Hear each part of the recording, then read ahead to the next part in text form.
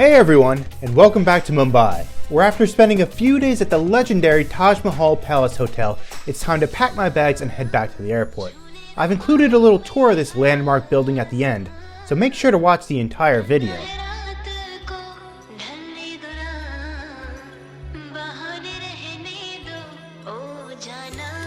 Mumbai is a vibrant and fast-paced city, and I really enjoyed my time here.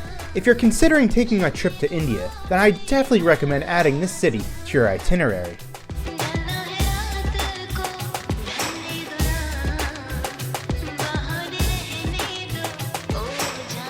I'm sad to be leaving, but I am looking forward to today's flight with the country's national airline, Air India.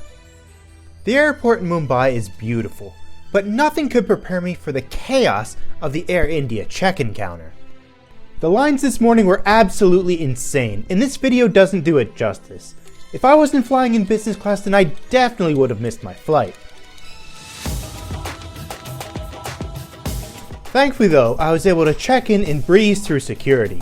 This is a domestic flight to Delhi, but it leaves from Terminal 2, which is the international terminal here in Mumbai. And no, I'm not flying aboard that 747, but instead I get to fly aboard Air India's flagship 787 Dreamliner in business class. When traveling to India, one of the first pieces of advice you usually get is, don't fly with Air India, and that's because this airline has a pretty infamous reputation. Everyone seems to have a horror story about flying with them. And not too long ago, they made headlines when it was reported that one of their 777s departing from my home airport in the US was infested with bedbugs. Biting insects aside, that's still a beautiful plane, and I'm gonna make the most of this 2-hour flight.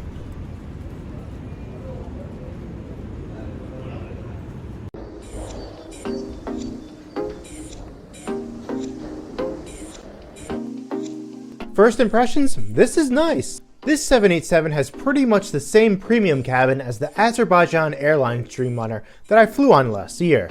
That was also the first trip report that I ever made. Viewer discretion is advised because that was not exactly the best video that I've ever done. Sure, having a 222 layout is a little outdated in 2020, but if Lufthansa can have the same configuration and still supposedly be considered a 5-star airline, then I'll give Air India a pass.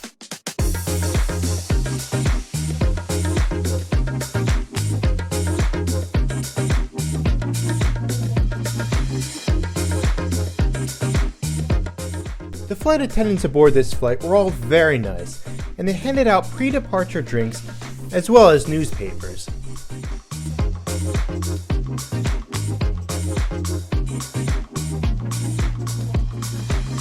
I really like the mood lighting that they have in the cabin, as well as the individual air nozzles and reading lights. We pushed back from the gate on time and made our way out to the runway. The one downside about this flight though, is that I don't have a window seat. Oh well.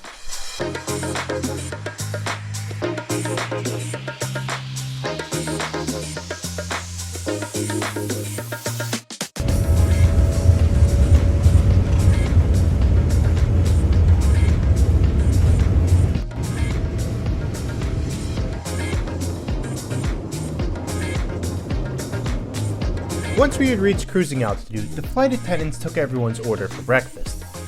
Before we get to the meal though, let's take a closer look at the seat.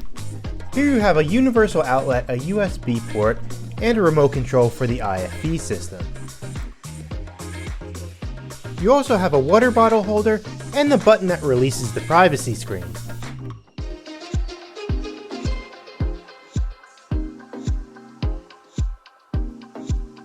The tray table is located in the center console and is a little hard to get out, but it is nice and sturdy.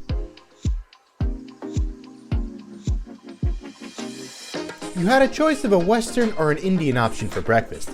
I went with the Western dish because I didn't know if my delicate stomach could handle spicy food up at 35,000 feet. In all, I think this is a pretty good spread for such a short flight.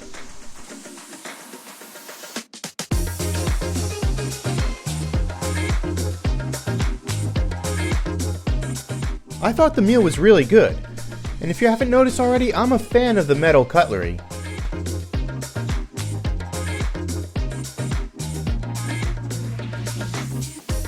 Once the flight attendants had cleared away the meal, the windows were dimmed and most people tried to get some sleep. You can use the control pad to recline your seat, and it even adjusts into a fully flat bed.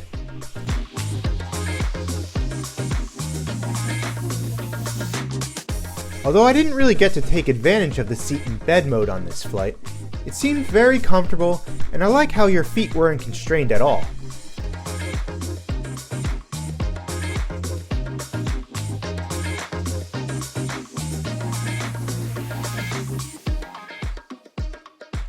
The screen on the IFE system is pretty big, but it wasn't very responsive, so it's best to use the remote.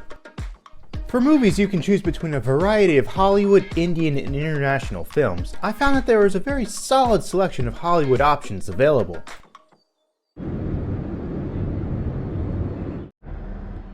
There are 2 lavatories located in the front of the business class cabin, one of which was out of service. This one, however, was kept nice and clean throughout the entire flight, and the standard range of amenities like mouthwash and hand cream were provided.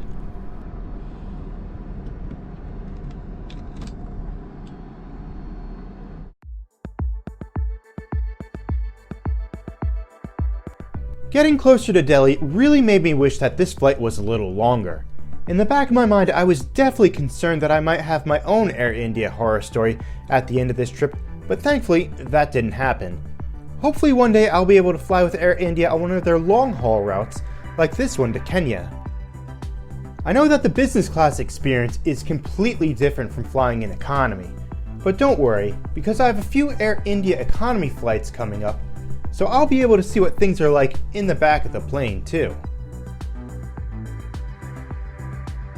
Apart from one of the bathrooms being out of order, there were some condition issues with the cabin, but nothing major.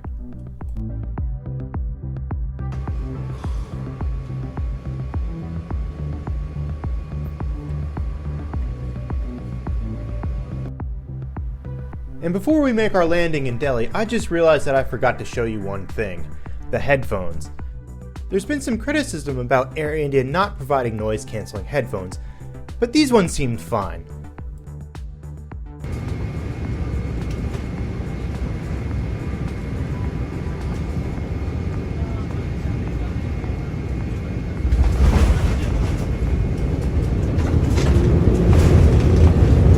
Gentlemen, welcome to Indira Gandhi International Airport, Delhi. The local time is 10:31. Well, there you have it. We've landed in Delhi and I have no major complaints except for the crazy check-in process.